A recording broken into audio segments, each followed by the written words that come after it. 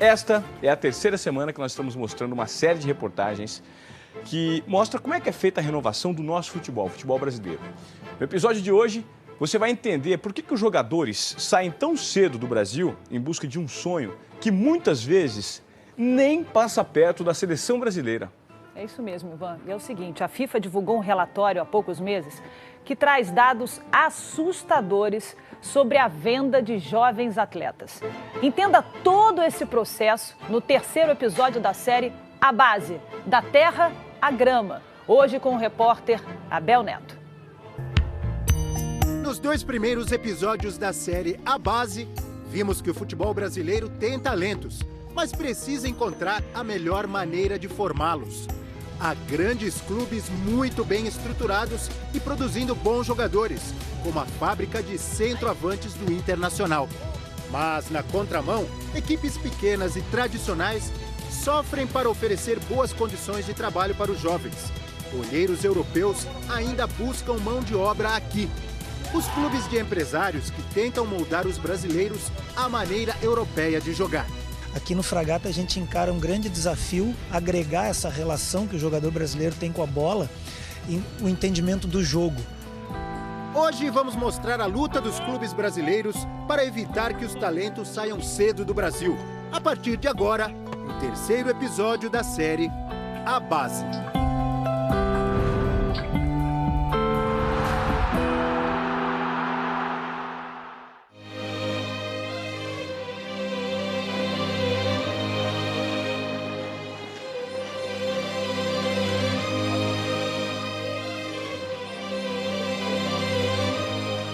São só os primeiros passos, o início da carreira de candidatos a revelações do futebol brasileiro. Mas eles já correm de olho em gramados europeus. Eu sonho Europa, né? Europa e... ganhar a Champions League é o que eu quero. Mais que Copa do Mundo, tudo. É uma Champions no Real Madrid ali. Se surgisse uma proposta agora, com 15 anos, para você jogar fora do país, você iria ou é cedo? Eu iria. Por quê? Eu acredito no meu potencial, eu acredito. Mas não é muito cedo? Não, você ser jogador, você tem que começar desde cedo, né? Eu acho isso. O sonho de jogar no grande clube do Brasil hoje fica em segundo plano. Bem diferente do passado, em que alguns dos nossos maiores craques se formavam no clube de coração e queriam jogar por amor à camisa.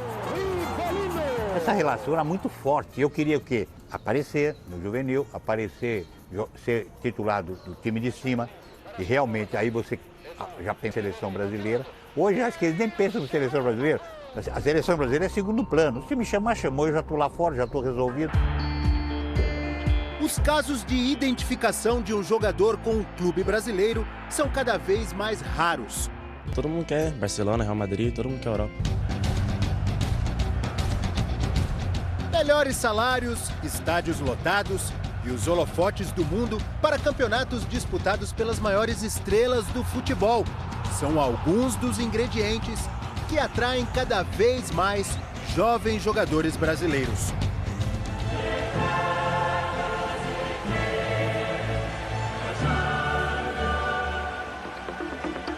Nenhum outro país do mundo exporta tantos talentos quanto o nosso.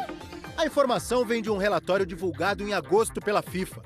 De janeiro de 2011 a junho de 2014, 199 atletas com menos de 20 anos de idade deixaram o Brasil para tentar a sorte no futebol europeu, em negócios que totalizaram mais de 240 milhões de reais. Sandro Orlandelli, hoje do Santos, por 11 anos foi o olheiro do Arsenal da Inglaterra nos gramados brasileiros. Entre os nomes que indicou está o volante Denilson, hoje de volta ao São Paulo, clube que deixou aos 18 anos de idade para jogar por 5 temporadas no Arsenal. Ele explica por que os jovens representam um bom negócio para os europeus. A ideia é comprar os jogadores antes mesmo de eles se destacarem nos principais clubes daqui. É o que os olheiros dos clubes da Europa chamam de jogador potencial. Guarde bem esta expressão, jogador potencial, jovem barato e que ainda pode ser moldado ao estilo de jogo deles. A predominância dos clubes organizados, eles têm um orçamento anual e eles sabem, por exemplo, a gente pode investir em 3 jogadores que são produto final e o restante a gente vai investir em potencial. Mesmo as grandes potências como o Manchester United hoje têm buscado isso. O dinheiro que parece pouco aos europeus é a salvação de vários clubes aqui no Brasil. Com problemas financeiros, muitas vezes vendem suas principais revelações. Mesmo o Santos, famoso por revelar e dar oportunidades aos talentos da base no time principal, também precisa do dinheiro da venda deles para sobreviver. Os valores pagos lá fora, às vezes a gente não consegue competir e o assédio é grande, o sonho, a cabeça dele. E ele tem que respeitar também o interesse do menino, do atleta, se ele acha, pô, eu quero ir embora. A gente já ouviu isso de muitos jogadores. A comparação dos orçamentos de clubes europeus e brasileiros mostra a diferença. Em média, nos principais clubes do Brasil, 23% das receitas saem da venda de jogadores, atrás apenas dos direitos de transmissão, que representam 32%. No Barcelona, a venda de jogadores representa pouco mais de 6%, enquanto 36% são da venda de produtos e marcas associadas ao clube. Quando a gente compara, por exemplo, com os clubes europeus, o que fica muito claro é que, ainda que os clubes vendam atletas, no caso do Barcelona, que você citou, com 6%, eles vão utilizar o recurso para contratar novos atletas. Eles não usam esse recurso para fechar o orçamento, para aumentar os seus ganhos. Os seus ganhos vêm do marketing, os seus ganhos vêm com a exploração do estádio, novas mídias e os direitos de transmissão. Então, os clubes brasileiros hoje dependentes de 3 ou 4 fontes de renda, enquanto os europeus têm 30, 40, 50 fontes de renda dentro dessas grandes receitas. É por estar longe de alcançar este sucesso na busca por outras fontes de renda que os clubes brasileiros dependem da fabricação de craques para conseguir se sustentar. O Goiás é um dos clubes brasileiros com mais tradição na formação de jogadores. E o dinheiro arrecadado com a venda de jovens talentos é usado para melhorar a estrutura das próprias categorias de base. Foi assim que o clube comprou, construiu e agora pretende reformar o centro de treinamento que ocupa 80 mil metros quadrados no centro de Goiânia. Desde 1983, com a saída do meia Luvanor até a recente ida do lateral Douglas para o Barcelona, os rendimentos que os diversos jogadores revelados pelo clube trouxeram se tornaram essenciais para a manutenção do time principal. E hoje eu diria que todo atleta do Goiás, revelado nas categorias de base, desde que haja uma proposta financeira que seja interessante ao jogador e ao clube, ela é mais do que exequível. Neste cenário de compra e venda de jogadores, aparece a figura dos empresários. Eles ganham porcentagem na transferência dos atletas e são acusados por muitos clubes de forçar a saída dos jovens talentos, de olho no dinheiro. Nós tivemos a ocasião que tivemos que impedir a entrada de pessoas desse tipo nos nossos campos de treinamento. Mas eu acho os empresários necessários no mundo do futebol, porque são eles que negociam os contratos de jovens atletas que às vezes não têm condição intelectual de negociar uma renovação de contrato, um primeiro contrato de trabalho, terem formação muito humilde. A Lei Pelé, criada em 1998, quando Pelé era ministro de Esportes, facilitou a intermediação de empresários na transferência dos jovens talentos para o exterior. Antes, os clubes eram donos do passe do atleta por tempo indeterminado. A lei extinguiu o passe e criou os direitos federativos e econômicos do jogador. O clube é dono dos direitos federativos, mas os direitos econômicos podem pertencer a empresários e investidores. O jogador só pode assinar seu primeiro contrato aos 16 anos e o tempo máximo deste vínculo é de 3 anos. Por conta da Lei Pelé, você acaba fazendo um contrato de longa duração, porque senão, ao final do contrato, o jogador tem passe livre e abandona o clube e migra para um outro clube, sem você receber nada por conta de todo aquele preparo que você teve. e ninguém tem uma bola de cristal para saber qual é o jogador que vai dar certo ou não. Então a Lei Pelé pode ser boa para o atleta, principalmente para o empresário, mas para o clube de futebol ela é devastadora. Formar um jogador é um trabalho caro. Um clube como o Corinthians investe hoje 42 milhões de reais por ano nas categorias de base, um recorde no Brasil. Em seguida vem o São Paulo, 38 milhões. O Vitória investe 29 e o Vasco 27 milhões de reais por ano. Se você conseguir colocar pelo menos 2 ou 3 jogadores por ano no profissional, você vai ter um retorno muito bom. Mas, sem a garantia do retorno do investimento nos garotos, os clubes cedem cada vez mais cedo os direitos econômicos dos jogadores a terceiros. É o que diz o empresário Wagner Ribeiro, envolvido nas vendas de Lucas e Neymar, as duas maiores da história do futebol brasileiro. Os empresários, normalmente, eles são procurados pelos clubes para venderem seus jogadores. Então, quando eles jogam que o empresário quer levar o garoto, isso é uma forma de justificar para a torcida. Porque, no fundo, eles querem vender. Os clubes brasileiros, 99% são deficitários, estão no vermelho, estão aí ó, com a corda no pescoço. Vários clubes brasileiros tiveram de fatiar os direitos econômicos de seus jogadores profissionais e da base. Eu acredito que hoje pelo menos 85% do mercado brasileiro esteja na mão de investidores, isso é, 85% dos atletas que atuam na primeira divisão do futebol brasileiro tenham seus direitos fatiados entre os seus clubes e os investidores. Foi o caso de Neymar no Santos. Ao ser vendido aos 21 anos, o Barcelona teve de desembolsar 284,5 milhões de reais. Desse total, 56,5 milhões eram referentes aos direitos econômicos e federativos. Esta quantia ficou dividida da seguinte forma: 5% para um grupo de investidores, 40% para outros investidores e 55% para o Santos, o equivalente a 31,1 milhões de reais. Mas a FIFA acaba de proibir essa divisão. No prazo de 4 anos, só clubes poderão ser detentores de direitos econômicos dos jogadores. O ideal é sempre o clube ter a maioria do percentual para que ele possa sempre ter o controle da situação. O Palmeiras é um dos clubes que começam a se adaptar a essa realidade. Em 2013, de um total de 44 jogadores do time sub-20, apenas 4 pertenciam 100% ao Verdão. Agora, o clube enxugou a categoria e está trabalhando para diminuir a porcentagem de terceiros nos direitos. Isso é uma consequência hoje do futebol brasileiro, né, das parcerias que o clube tem.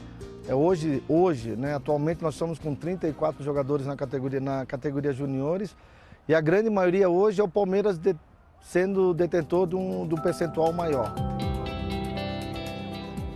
Quanto maior o percentual do clube, maiores são as chances de evitar que suas joias deixem o país mais cedo. E essa saída prematura de talentos já se reflete na seleção brasileira. No time de Dunga, Davi Luiz, Danilo, Luiz Gustavo, Felipe Coutinho são exemplos de jogadores que foram para o exterior com 20 anos ou menos. É o caso também de Marquinhos, do Paris Saint-Germain. Em 2011, ele foi zagueiro da seleção brasileira no Mundial Sub-17 e pouco tempo depois foi vendido pelo Corinthians para o Roma da Itália. A gente convoca um jogador que nunca jogou no Brasil, né? Que deveria ser bem ao contrário, o jogador deveria começar aqui, ele chegar ao profissional e aí ele ser chamado para a seleção.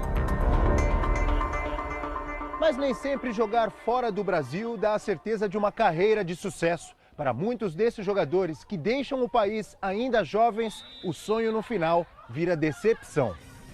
A história de Lázaro tem um começo parecido com a de Marquinhos. Após disputar o Mundial Sub-17 pela seleção brasileira, o zagueiro saiu do Atlético Mineiro para o Heerenveen da Holanda. Na base do Atlético, geralmente eles dão ajuda de custo, quando você assina o primeiro contrato é um salário base, né? Na minha época era R$500, R$600, então sair daquele patamar e ir para um time na Europa, ganhando em euros, os caras chegam, te dão um apartamento para você morar, você vai para um país novo ganhando bem, foi uma felicidade imensa aí. O destino dele foi resolvido pelo empresário. Eu só fiquei sabendo em cima da hora mesmo, quando é assim, você ficou sabendo, vai, e viaja, pronto. Fiquei sabendo como se fosse hoje, 2 dias depois eu já estava viajando.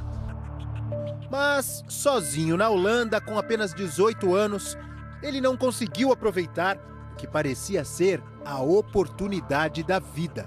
Às vezes você vai para um lugar achando que porque você foi contratado, você tem que jogar, você tem que ser o melhor, mas você tem que respeitar também as pessoas que estão lá, né, os companheiros do time, então faltou isso para mim. Se eu tivesse ido uns 2, 3 anos depois, seria uma coisa totalmente diferente. Eu estaria mais preparado, com mais cabeça, vamos dizer assim, né? Mais experiência para poder segurar o rojão. Depois da experiência na Holanda, Lázaro defendeu clubes pequenos no Brasil e passou até pelo Bahrein, no Golfo Pérsico, antes de chegar ao América de Natal, pelo qual disputa a Série B do Brasileiro. O caso dele é mais um exemplo de uma estatística que chama a atenção. Dos 199 jogadores com menos de 20 anos que deixaram o Brasil nos últimos 3 anos, 108 já voltaram. Para a realidade do futebol exportação mudar, seria preciso que os clubes brasileiros oferecessem melhores condições de emprego. A realidade de salários milionários é para poucos, e mesmo clubes da primeira divisão não conseguem pagar em dia.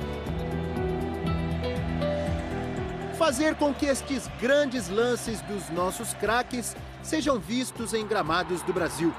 Manter aqui os talentos que temos. Desafios colocados aos clubes brasileiros, a quem gosta do futebol e quer ver sempre por perto os grandes craques. Se a gente consegue oferecer condições de uma Champions League numa Libertadores, ele não vai querer sair. O Campeonato Brasileiro, se a gente oferece condições de um Campeonato Brasileiro como é oferecida na Premier League, ele não vai querer sair. Está sendo uma oportunidade para a gente também, na questão técnica nossa, que é a nossa responsabilidade, na questão estrutural. Poxa, é uma oportunidade, vamos melhorar isso, e a gente consegue reter esses jogadores aqui.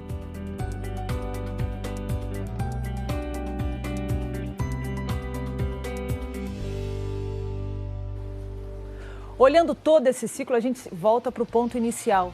É a estrutura. Exatamente. A matéria acabou, perfeita a análise. É difícil, são tantos assuntos, mas se você tem um campeonato com essa organização que se tem fora, você tem um Libertadores que tem muita qualidade, tem muita rivalidade, mas não tem organização, os estádios, eu acho que a gente vai sofrer um pouco, mas logo, logo a gente vai recuperar e talvez a gente consiga segurar mais os garotos. Até porque eles recebem informação muito rápido hoje, né? A gente vê todos os campeonatos e todo mundo conhece Cristiano Ronaldo, Messi, mas realmente você sair cedo, pular uma etapa, é mais difícil você conseguir do que você se firmar. E você Ah, não, desculpa. Não, a mentalidade do jogador hoje, né? Você vê o menino falando que ele quer jogar no clássico Real Madrid e Barcelona. Ele não quer jogar na seleção brasileira, tampouco representar o time do coração dele. Essa mentalidade, Juninho, dá para reverter? Dá sim, eu acho que passa pela estrutura. Se um garoto chega ao clube com 12, 13 anos e ele tem um acompanhamento e uma condição de trabalho de profissional, eu acho que ele não vai se interessar em sair, até porque ele tem tudo lá para terminar a formação. Agora, muitos clubes que a gente sabe que não tem condição de trabalho, o garoto chega com 13, 14 anos, longe de casa, tem dificuldade com alimentação, saudade de casa, não tem aquele acompanhamento que a gente imagina que tenha que ter. Ele acaba sendo formado de uma maneira diferente. Quando alguém conversa, tem uma oportunidade para você jogar na Espanha, 16 anos, o cara não pensa nem 2 vezes, até porque é uma criança ainda.